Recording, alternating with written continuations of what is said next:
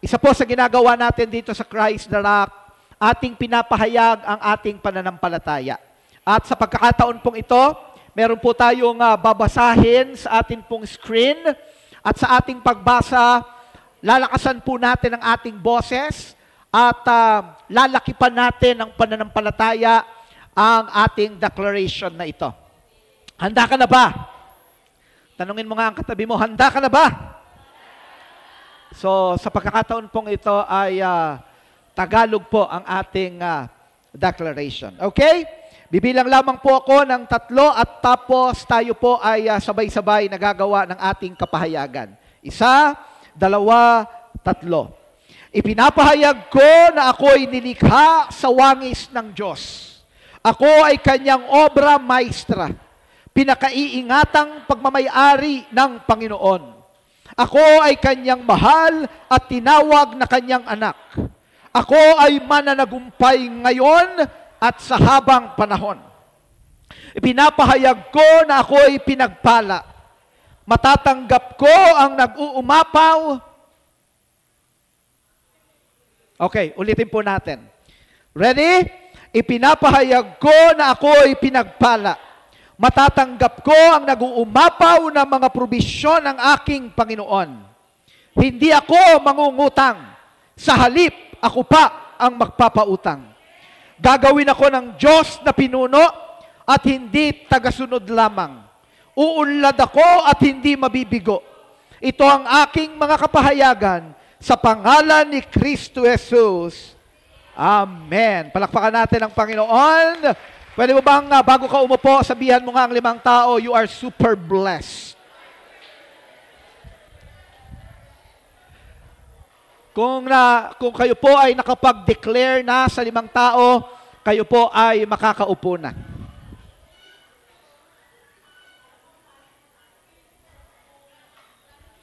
Praise the Lord.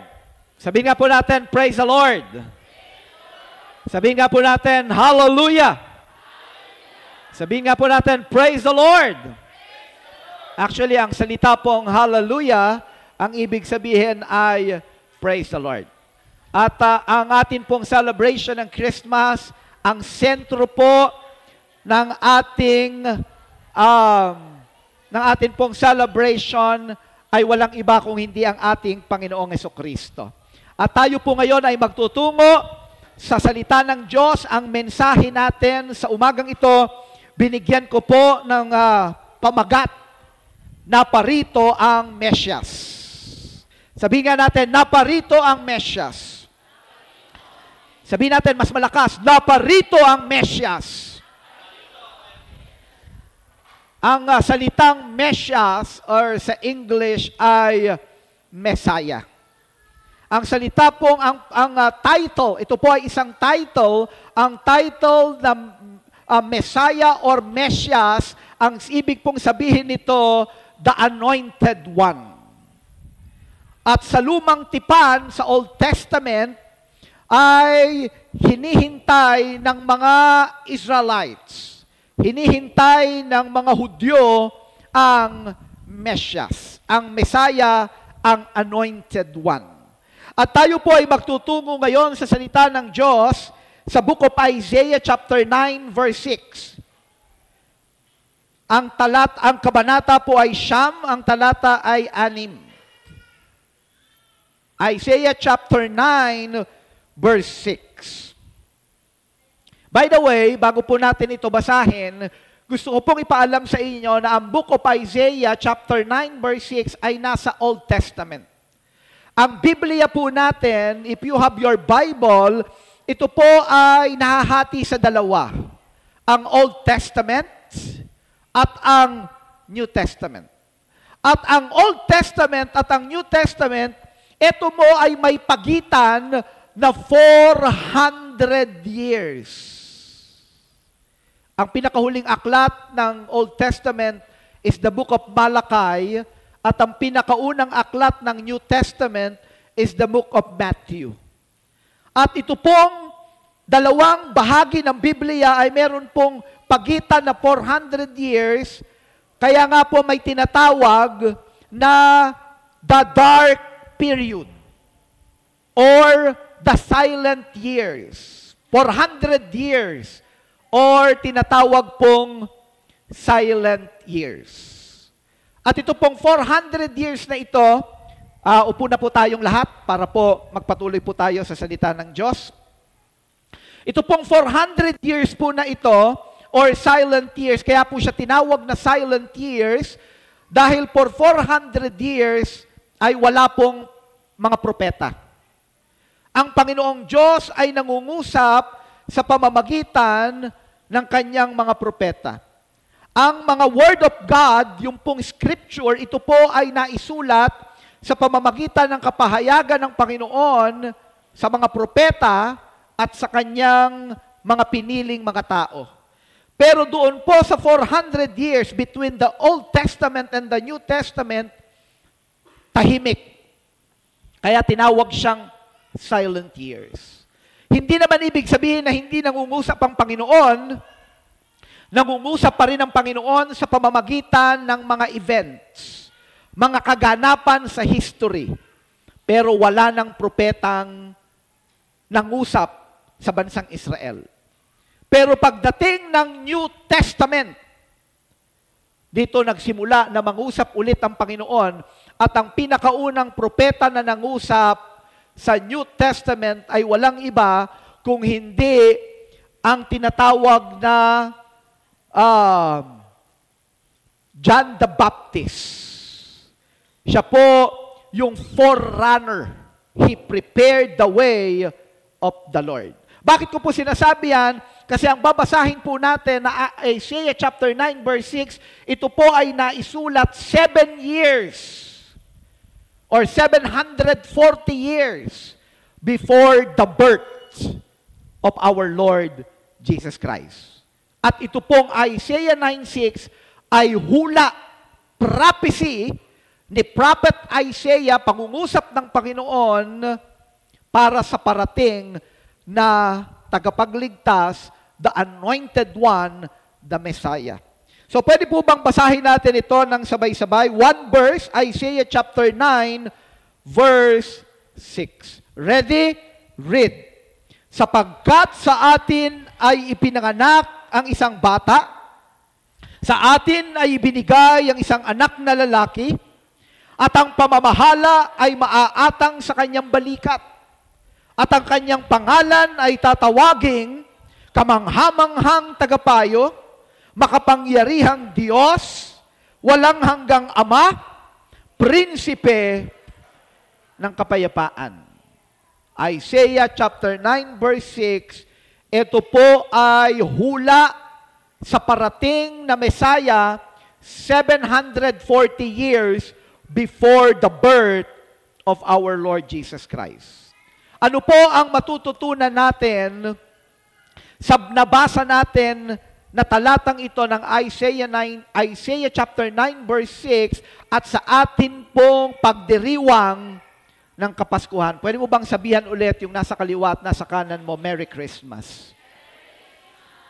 At ganun din po sa mga kasama natin via online sa FB Live, Merry Christmas to all of us. We are celebrating the birth of our Lord Jesus Christ, not because tomorrow is December 25.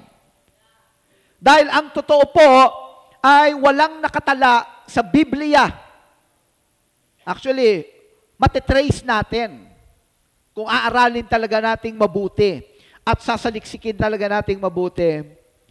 Pero hindi po December 25 ang eksaktong, actually hindi nga December. Because December is winter time in Israel. At napakalamig. Nung pinanganak po ang Panginoong Jesucristo, ay may mga anghel na nagpakita sa mga pastol na nagbabantay ng kanilang mga tupa sa Bethlehem. Alam niyo po, last February, we're so privileged na kami po ni Pastor Rosel ay nabigyan ng pagkakataon na makarating sa Promised Land. At nagtungo po kami ng Bethlehem at pinuntahan namin yung mismong lugar kung saan ang mga pastol ay nag-aalaga ng kanilang mga tupa. Actually, nung kami po ay napunta doon, tapos na po ang tinatawag na winter at February pero ramdam pa rin namin yung napakalamig na panahon. So ang ibig sabihin, hindi possible na ang mga shepherd nung panahon na yon, kung yun ay December, na sila ay nasa labas. Kasi po ang mga ano noon, ang mga lungsod o mga city ay napapaligiran ng mga pader. At itong alagaan ng tupa na ito ay nasa labas. Ito po ay burol na nasa labas ng Bethlehem at napakalamig po doon. At ayon sa kwento, sa kapanganakan ng ating Panginoong Jesucristo, may mga pastol na nag-aalaga ng kanilang mga tupa. So sa makatuwid, malaki ang possibility na hindi po ito month of December. But we are celebrating. Actually, for us believers, every day is Christmas. Amen? At sa umaga pong ito, pag-uusapan natin, and I just pray that the Holy Spirit will give us the sensitivity upang mas maunawaan natin ang mas malalim ang tunay na kahulugan ng Kapaskuhan. Nang ibig kong sabihin nito, kung mauunawaan talaga natin ang tunay na kahulugan ng Kapaskuhan, maipapamuhay natin ito. Makikita ito sa ating pamumuhay. Kung sinasabi talaga natin na we celebrate Christmas every day, dapat makikita ito sa buhay natin, sa pangungusap natin, na naniniwala talaga tayo na every day we celebrate Christmas. Because the Bible said, from the abundance of the heart, the mouth speaks. Kung ano ang iyong pananaw, makikita din yan sa iyong galaw. Kaya nga lamang merong tinatawag na holiday sa buong mundo. Kung hindi man 100%. Pero halos karamihan ng mga tao, lalo na ng Christianity, ay sineselebrate ang kabaganakan ng ating Panginoong Jesucristo sa kapanahunan na ito ng December. And we want to celebrate together and to rejoice because we know that once upon a time, more than 2,000 years ago, the second person of the Godhead, pinili ng Diyos na makasama tayo upang tayo ay bigyan ng kaligtasan. Ano po ang matututunan natin dito sa ating binasa? Unang-una, ang sabi po dito sa Isaiah chapter 9, verse 6. Next, please. Sapagkat sa atin ay ipinanganak ang isang bata. Nang ang ating Panginoong Jesucristo, siya po ay nagtungo dito sa mundo, sa sanlibutan, siya ay ipinanganak. Ano po ang matututunan natin sa Kapaskuhang ito? Naparito ang Mesias, the Anointed One. Number 1, first point, taglay ng Mesias ang pagkatao. Siya ay ipinanganak. Hindi siya bigla na lang sumulpot o biglang bumaba sa kalangitan at nagtungo dito sa mundo. Alam niyo, ang ginawa ng ating Panginoong Jesucristo, dinaanan niya ang process upang siya ay magkaroon ng pagkatao. Actually, ang sabi ng John chapter 1 verse 14, nagkatawang tao ang salita. Sabihin nga natin, salita. The Word become flesh. Actually, sa John chapter 1 verse 1, wala po yan dito, pero if you will read your Bible, in the book of John, ito pong binabasa natin, verse 14. Pero ang sabi ng John chapter 1 verse 1, in the beginning was the Word. Nang pasimula ay ang salita. In the beginning was the Word, and the Word was with God, and the Word was God. Nang pasimula ay ang salita, at kasama ng salita ang Diyos, at ang salita ay Diyos. And then pagdating dito sa verse 14, ang sabi, nagkatawang tao ang salita. Kung ang salita ay Diyos, so sa makatwid, nagkatawang tao ang Diyos. At nanahang kasama natin, namasdan namin ang kanyang kaluwalhatian, ang kaluwalhatian ng bugtong na anak ng Ama, ang salitang ito ay puspos ng biyaya at katotohanan. Ang Panginoong Jesucristo, nung siya ay naparito sa mundong ito, taglay niya ang pagiging tao. Ang ibig sabihin, ang Panginoong Jesucristo, siya ay napapagod, siya ay nauuhaw, siya ay nagugutom, siya ay nasasaktan, siya ay nalulungkot. Pero merong isang hindi naranasan ng Panginoong Jesucristo na nararanasan ng tao at nakatala pa rin yan sa Biblia, sa salita ng Diyos, ang Panginoong Jesucristo ay hindi nagkasala. Nang ang Panginoong Jesucristo ay ipinanganak, taglay niya yung tinatawag na perfect humanity. Sabihin nga natin, perfect humanity. Tayo ngayon, hindi na tayo perfect humanity. Ang version natin ngayon ay corrupt humanity. Bakit? Dahil sa Book of Genesis, nilikha ng Diyos ang tao na kanyang wangis. Perfect humanity. Kaya on the seventh day, matapos likhain ng Panginoon ang lahat, ang sabi ni God, very good. Sabihan mo nga ang iyong katabi, very good ka. Pero sabihin mo sa kanya, kaya lang. When God created humanity, God created man, perfect humanity. Kaya lang merong isang ibinigay sa atin ng Panginoon, the power to make choices. Ang tawag dyan, free choice. Ang nais ng Panginoon, mahalin niya tayo at mahalin natin siya. At hindi po pwedeng magmahal kapag walang free choice. Ang stand fan na ito, nakaano bang number siya? Naka-number 1. Kahit iwanan ko to, babalikan ko siya after a few hours. Naka-number 1 pa rin yan. At hindi yan aalis dyan. Pwede mong sabihin, grabe naman tong electric pan na to, napaka-loyal. Magmula ilang oras na yan, ganyan pa rin ang ganyan. Kung ano isinet sa kanya, ganun na yan. Bakit? Kasi nakaprogram siya. Pero ikaw, hindi ka nakaprogram. Binigyan ka ng Panginoon ang tinatawag na free choice. Okay, meron akong sasabihin sa inyo. Medyo palalalimin ko ng konti.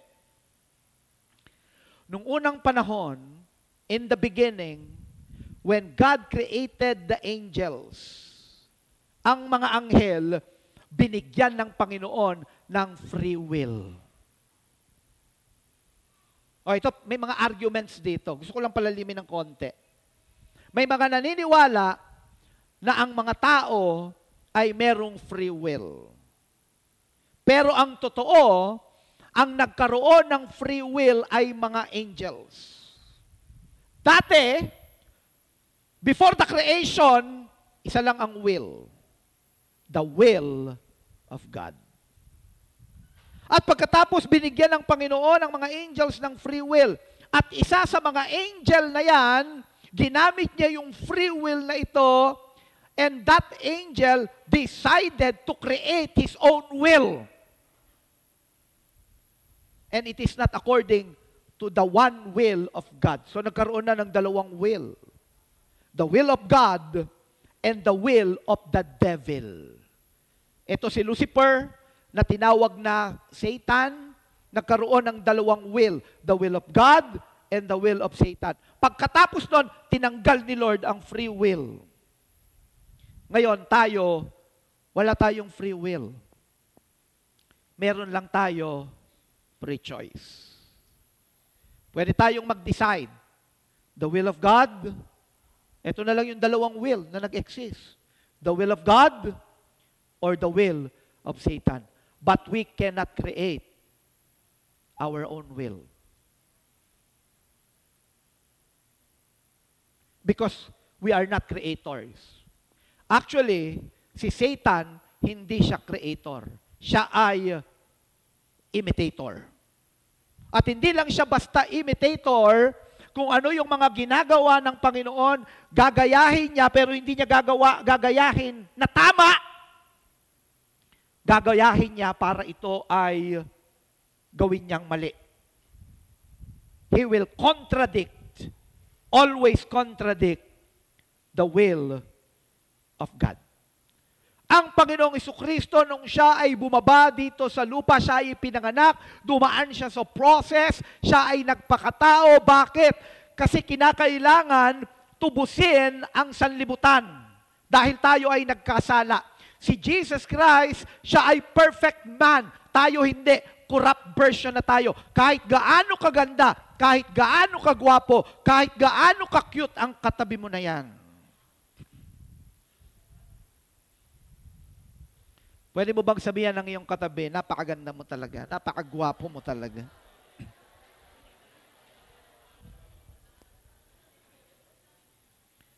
Pero yung katabi mo na yan ay corrupt version because of sin. At dahil tayo ay nasa corrupt version, kailangan natin na mailigtas tayo. At ang Panginoong Jesucristo, siya ay nagkatawang tao upang siya ay maging sacrifice. Ang sabi ng Book of Philippians chapter 2 verse 5 and 7, naway magkaroon kayo ng kaisipan ng katulad na kay Kristo Jesus. Kahit taglay niya ang kalikasan ng Diyos. Ano ang taglay niya? Kalikasan ng Diyos. Hindi niya ipinagpilitang manatiling kapantay ng Diyos. Sa halip, kusa, voluntary, kusa niyang binitawan ang pagiging kapantay ng Diyos at namuhay na isang alipin, ipinanganak siya bilang tao. Ang ating Panginoong Jesucristo, taglay niya ang pagkatao. That is why when He was crucified on the cross, He suffered for us and then He died. Kaya kinakailangan ng Diyos na magkatawang tao dahil hindi possible sa Diyos na mamatay. Hindi niya mababayaran ang kaparusahan ng kasalanan dahil ang sabi ng Romans 6:23, the wages of sin is what? Death. Hindi pwedeng ibayaran ng Diyos. Hindi siya, because God is immortal. Kinakailangan niya munang magkatawang tao. Taglay. Ito po yung Christmas na pinag-uusapan natin. Taglay ng Panginoong Jesucristo ang pagiging tao. Ituloy natin ang Isaiah 9:6. Anong sabi pa dito? Next, please. Pwede bang basahin natin ang sabay-sabay? Ready? Sa atin ay ibinigay ang isang anak na lalaki at ang pamamahala ay maaatang sa kanyang balikat at ang kanyang pangalan ay tatawaging kamangha-manghang tagapayo, makapangyarihang Diyos, walang hanggang Ama, prinsipe ng kapayapaan. Number 1, una, taglay niya ng Mesyas ang pagiging tao. Number 2, tunay ang kanyang pagka-Diyos. Hindi siya ordinaryong tao. Ang ina niya ay si Maria, pero sino ang tatay niya? Hindi talaga si Jose. Kaya nga nung nalaman ni Jose na si Maria ay nagdadalang tao, sandali lang, hindi pa sila nagsisiping. Ang nasa isip ni Jose, sandali lang, hindi pa tayo nagsisiping. Engage pa lang tayo eh. Nandun pa lang sila sa 1 year of engagement. Tapos nabalitaan niya na nagdadalang tao si Maria. Kaya nga ang tawag sa kapanganakan ng ating Panginoong Jesucristo ay virgin birth.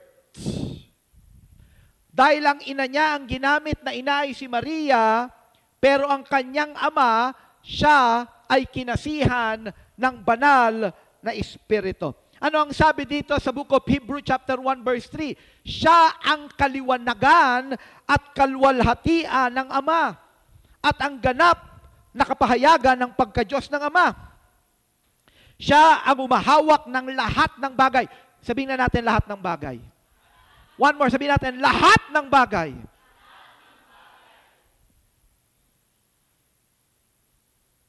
Very limited ang kaya nating hawakan. Merong isang bata, sinabihan siya ng kanyang tatay, "Anak, dumakot ka ng mga candy, ng mga candies na yan. Kung ano ang madakot mo na candies sa'yo, lahat."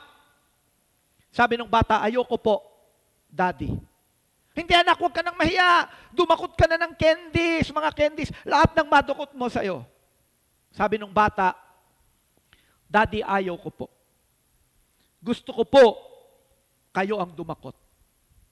Sabi nung daddy niya, "Huwag ka nang mahiya, anak. Sige, dumakot ka na." "Hindi po ako nahihiya, Daddy." Bakit tayo mong dumakot?" "Gusto ko po kayo ang dumakot kasi mas malaki ang mga kamay nyo. Mas madami kayong madadakot." Ang sabi dito ng salita ng Diyos, siya, ang Panginoong Jesucristo, ang humahawak ng lahat ng bagay. Hindi yan kaya ng ordinaryong tao. Tanging Diyos lamang ang may kakayanan na humawak ng lahat ng bagay. At tignan natin kung paano niya ito hinahawakan. Sabi dito, siya ang humahawak ng lahat ng bagay sa pamamagitan ng salita ng kanyang kapangyarihan. Pagkatapos niyang gawin ang paglilinis sa ating mga kasalanan, umupo siya sa kanan ng kamahalan sa kaitaasang dako. Taglay niya ang pagkatao, but at the same time, siya ay tunay na Diyos. When we are talking about our Lord Jesus Christ, He is fully human and fully God at the same time. Siya ay tao, He can relate with us, but He is also God who deserves our worship. Amen. Amen. Sabihin na natin worship.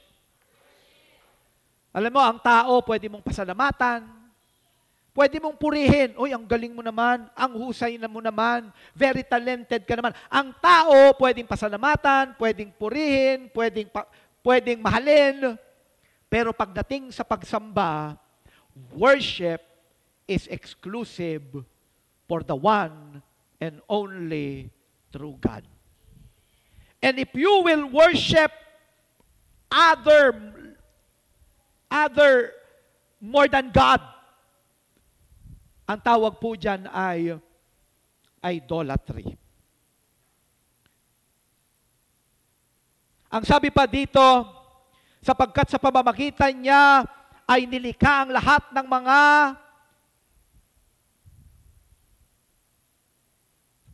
Colossians chapter 1 verse 15 and 16. Ang sabi po dito, Colossians chapter 1 verse 15 and 16, si Kristo ang larawan ng Diyos na di nakikita. Siya ang panganay na anak at pangunahin sa lahat ng mga nilikha. Sabihin nga natin, panganay na anak. It speaks of His supremacy. Sapagkat sa pamamagitan niya ay nilikha ang lahat ng nasa langit at nasa lupa. Nakikita man o hindi, pati ang mga espiritual na kapangyarihan, paghahari, pamamahala at pamumuno. Ang lahat ay nilikha ng Diyos sa pamamagitan niya at para sa Kanya. Unang-una na pinag-uusapan natin, taglay niya ang pagkatao, pero siya ay tunay na Diyos, and He is the Creator. And in the book of Genesis chapter 1 verse 1, the Bible said, in the beginning God created the heavens and the earth. That Creator is none other than our Lord Jesus Christ.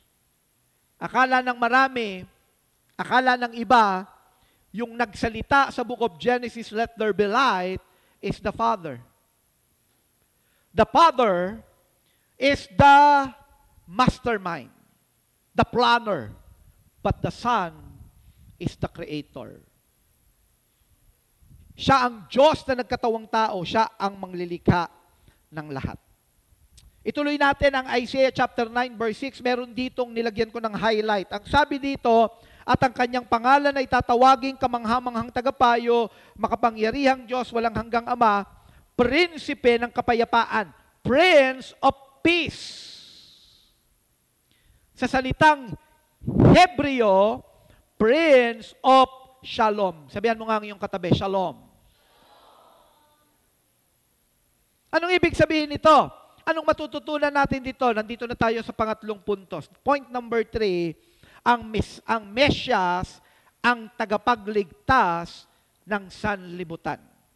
Kaya siya tinawag na Prince of Peace. Ang sabi ng Lucas chapter 19 verse 10, sapagkat naparito ang anak ng tao upang hanapin at iligtas ang naliligaw.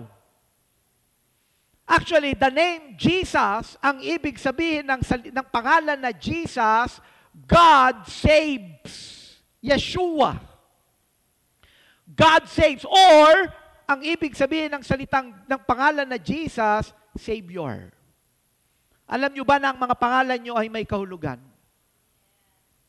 Tanungin mo nga ang katabi mo, ano kayang kahulugan ng iyong pangalan?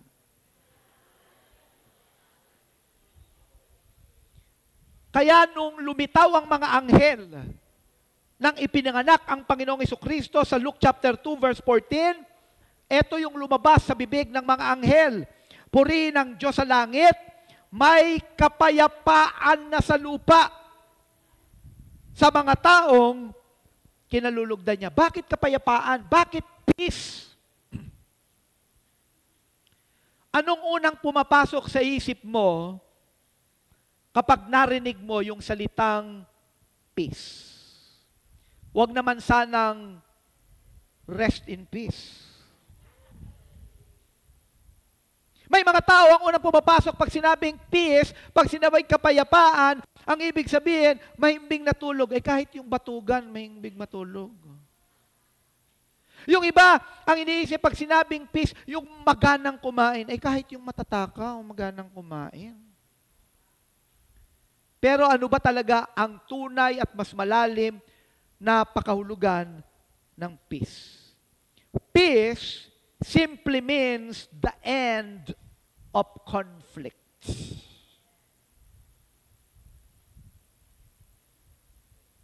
Nung nagkaroon ng pag-aaklas ang mga anghel sa kalangitan, pinangunahan ni Lucifer, 1/3 of the angels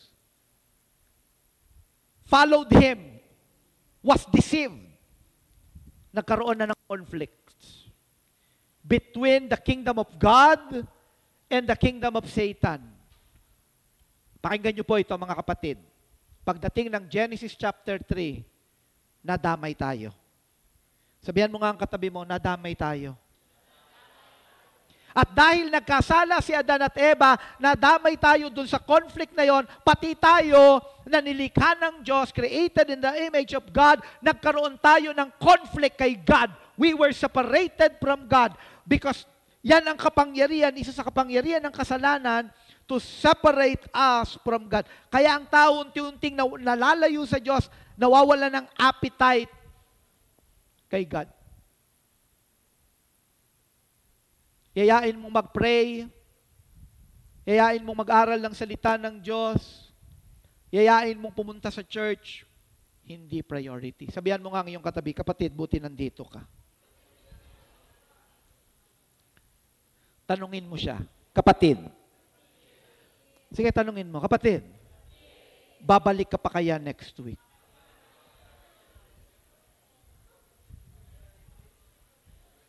Ang tao na wala ang appetites kay God. Nabaling ang appetite sa iba kapag meron ng kaagaw. Ang Diyos sa kanyang buhay, maraming pagkakataon, pinipili ng tao ang iba kaysa sa Diyos. Sabihan mo nga ang katabi mo, buti na lang hindi ka ganon. Ano ang ginawa ni Jesus? Bakit siya tinawag na Prince of Peace? Ang kanyang misyon is to reconcile man to God. 2 Corinthians chapter 5 verse 18, all this is from God who reconciled us to Himself through Christ and gave us the ministry of reconciliation, that God was reconciling the world to Himself in Christ, not counting men's sins against them, and He has committed to us the message of reconciliation. Bakit kailangan ng reconciliation? Kasi merong relationship na nasira. Pang-apat, ito na yung huli sa pinag-uusapan natin ngayon. Naparito ang Mesyas upang tupukin ang gawa ng dyablo. Sabihin nga natin, tupukin.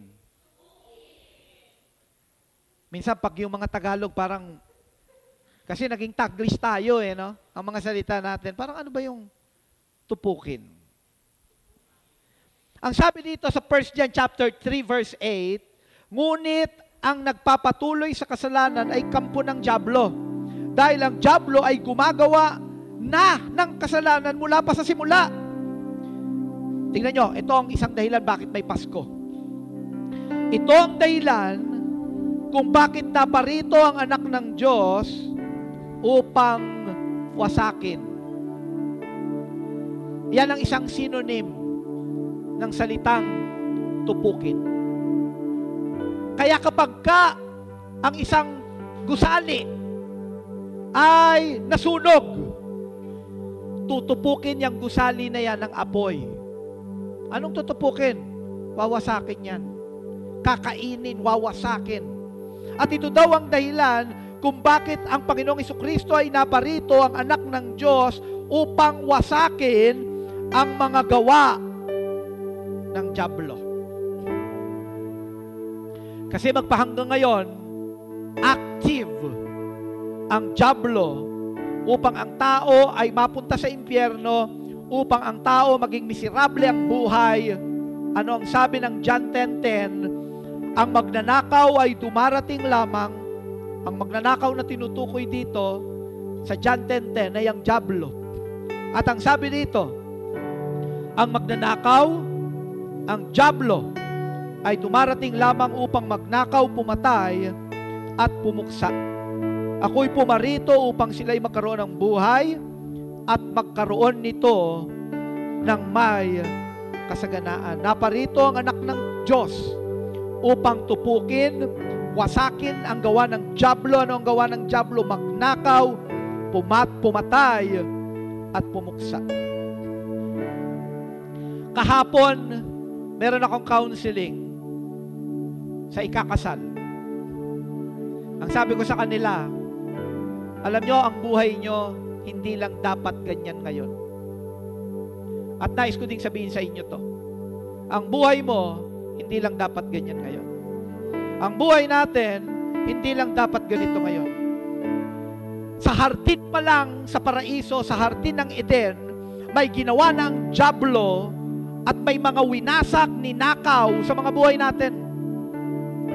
Imagine niyo, ano kaya kung hindi kinagat ni Eva at ni Adan yung forbidden fruit, yung bungang kahoy na ipinagbabawal ng Diyos? Ano kayang uri ng buhay meron tayo? Pero ang daming nawala sa atin. Ang daming mga pagpapala na dapat naranasan natin from generation to generations to generations to generation. At magpahanggang ngayon, actively na kumikilos ang dyablo, maraming ninanakaw, maraming pinapatay, maraming minawasak sa buhay natin, yung bright future. Ang sabi ng Panginoon, ang sabi ng Diyos, I know my plans for you, plans to prosper you, not to harm you, plans to give you hope and a future. Jeremiah chapter 29 verse 11. Sinabi ito ng Panginoon sa bansang Israel, pero ako'y naniniwala ang Diyos na mabuti, Diyos na mapagmahal, ito ang plano niya para sa ating lahat. Amen. At ito na tayo magtatapos. naparito ang Mesyas upang wasakin ang gawa ng dyablo. But are we willing? Ito po, we are celebrating Christmas. But are we willing to cooperate with God? Na ang buhay natin, kikilos tayo, gagalaw tayo inside the will of God. Meron tayong free choice. Tayong gagawa ng pagpapasya.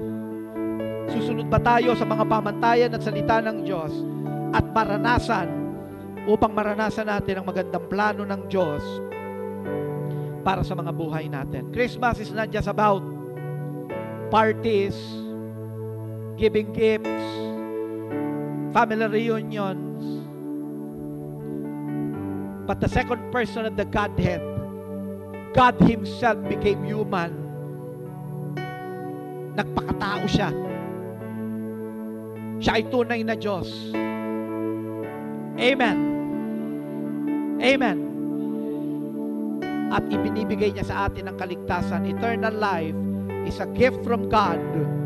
At naririto siya, ang banal na Espiritu ng Diyos upang wasakin ang gawa ng dyablo. Pwedeng tayo pong lahat ay tumayo, palakpakan natin ang ating Panginoon. Hallelujah.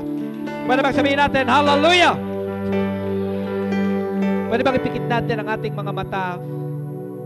I can sense the Spirit of God this morning because He is true to His Word. Sa hula pa lang sa lumang tipan, ang sabi ng mga propeta, ang darating na Mesyas, siya ay tatawaging Emmanuel. God with us. Suma sa atin ang Diyos. At sa umagang ito, ang title na Emmanuel ay totoong-totoo pa rin. Magpahanggang ngayon sa modernong panahon, sinasamahan pa rin tayo ng Diyos sa pamamagitan ng banal na Espiritu. The presence of the Holy Spirit is here, and let us recognize the presence of the Holy Spirit. Pwede ko bang hilingin lahat tayo na pumikit? And let us allow the Holy Spirit to minister to us. And that's my prayer this morning. Maging sa mga kasama natin sa FB Live, hindi nalilimitahan ng lugar, ng distansyang kapangyarihan ng Diyos kaya tayong abutin. And I know this morning, aabutin ka ng Panginoon sa pamamagitan ng Holy Spirit. Kung ikaw ay lalapit sa Kanya ng buong puso, na sa Kapaskuhang ito, you want to experience more of God. Hindi lang kwento na naririnig mo, na nanatili sa iyong isipan ng mga kwento na may ipinanganak more than 2,000 years ago. But this morning, the desire of God is for you to experience Him, na maging totoong-totoo siya sa iyong buhay. Subalit sa umagang ito, napakahalaga na kilalanin natin na ang Diyos na pinag-uusapan natin, siya ay Diyos na banal. Kaya siya tinawag na Holy Spirit. At tayo ay makasalanan, nagkasala, nakagagawa ng kasalanan sa Panginoon. Pwede ko bang hilingin sa umagang ito, maging totoo tayo sa ating Diyos. Aminin natin ang ating pagkakasala. Pwede ba tayong humingi ng kapatawaran sa Kanya? Naniniwala tayo, God is listening. He is willing to forgive us. He is willing to cleanse us. Ang sabi ng salita ng Diyos, if you will confess your sins, He is faithful and just to forgive us from all our sins and to purify us from all unrighteousness. Hindi mo kailangang ipagsigawan. Ihingi mo ng tawad sa Panginoon. Aminin mo sa Kanya na ikaw ay nagkasala. And I believe that this morning sa ating celebration ng Christmas, the Lord will cleanse you. The Lord will give to you the holiness of Christ. And pinakahuli, pwede ba tayong manampalataya at kilalanin ang Panginoong Jesucristo na tunay na Diyos na nagkatawang tao? Pwede mo siyang tanggapin sa iyong buhay na Panginoon at tanging tagapagligtas. Pwede bang sabay-sabay natin itong sambitin? Sambitin natin ito ng may pananampalataya. Sabihin natin, Panginoong Jesucristo. Sige, sabihin natin, Panginoong Jesucristo. Nananampalataya ako. Tinatanggap kita bilang Panginoon at tanging tagapagligtas ng aking buhay. Tinatanggap ko ang buhay na walang hanggan na regalo mo sa akin. At simula ngayon, sasambahin kita at paglilingkuran kita. Ipagdiriwang ko ang Kapaskuhan araw-araw. Kaya niyong ipanalangin ko kayo, Lord, Holy Spirit, Ikaw ang sumasama sa amin sa aming modernong kapanahunan. Fill us. Fill your people. Inaamin namin, O Diyos, hindi namin kayang tumalima sa iyong mga salita. It is impossible to obey you, O God, apart from the power that comes from you. And I am praying right now, in the name of Jesus Christ of Nazareth, Holy Spirit, fill us with your dunamis power. And starting today, empower us, enable us to live a holy life, a righteous life before you. At simula ngayon, Panginoon, maaari po bang ikaw ang maglagay ng desire sa mga puso namin? Desire to worship you, to serve you, and to consume your word every day. Salamat po, Panginoon, sa inyong mensahe sa amin sa Kapaskuhang ito. We thank you, we praise you, we glorify you, and we give to you alone the worship. In Jesus Christ's name, amen. Hallelujah. Praise the Lord.